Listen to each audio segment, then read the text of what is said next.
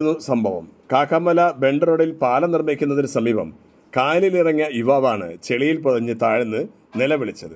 ഈ യുവാവിനെയാണ് അത്ഭുതകരമായി അവിടെയുള്ള നാട്ടുകാർ രക്ഷപ്പെടുത്തിയത്. പാലം പണിക്ക് നേതൃത്വം നൽകിക്കൊണ്ട് കാക്കാമല ബിജുവിന്റെ സാന്നിധ്യം എപ്പോഴും ഈ ഒരു പ്രദേശത്തുണ്ടാകും. ബിജുവിന്റെ നേതൃത്വത്തിലാണ് ഈ ആളുകൾ രക്ഷപ്പെടുത്തി 108 ആംബുലൻസിൽ മെഡിക്കൽ കോളേജ് ആശുപത്രിയിലേക്ക് കൊണ്ടുപോയത്.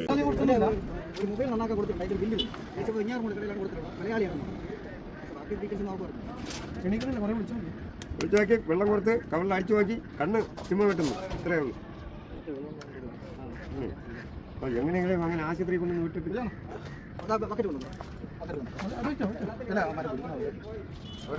വെള്ളത്തിൽ മുങ്ങിത്താഴ്ന്ന നിലയിലായിരുന്നു ആളുകൾ ഇദ്ദേഹത്തെ കണ്ടെത്തിയത്. അത് വീഡിയോയിൽ പകർത്തിയ പ്രദേശവാസികൾ മലയാള ജനത ന്യൂസിനെ അയച്ചു തന്നു.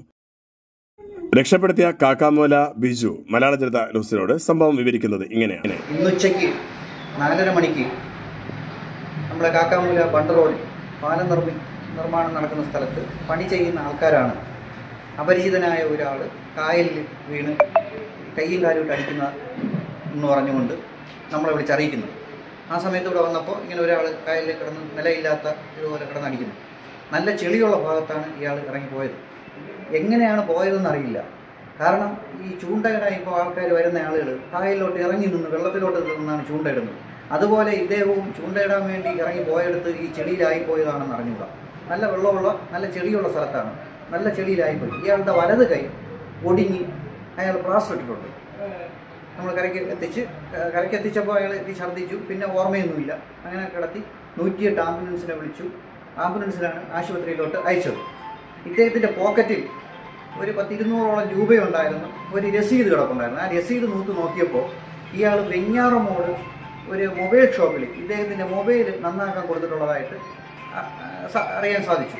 ആ നമ്പറിൽ വിളിച്ച് ചോദിച്ചപ്പോൾ ഇദ്ദേഹം ഇന്ന് രാവിലെ അവിടെ മൊബൈൽ നന്നാക്കാൻ കൊണ്ടുവന്നു. ഇദ്ദേഹം മലയാളിയാണെന്ന് ആണ് അറിയാൻ സാധിച്ചത്.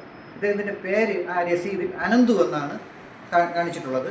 പിന്നെ നമ്മൾ ഈ പാലം പണി നടക്കുന്നിടത്തുള്ള ഓവർസിയർ റാസിക്ക്, അതുപോലെ എഞ്ചിനീയർ സനോജ്, പിന്നെ നമ്മളെ